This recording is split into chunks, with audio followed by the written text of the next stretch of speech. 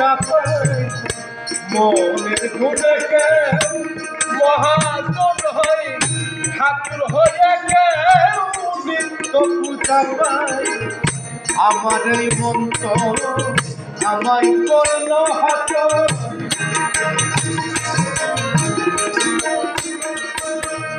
আমার এই মন্ত্র আমায় করল হাত বুঝিতে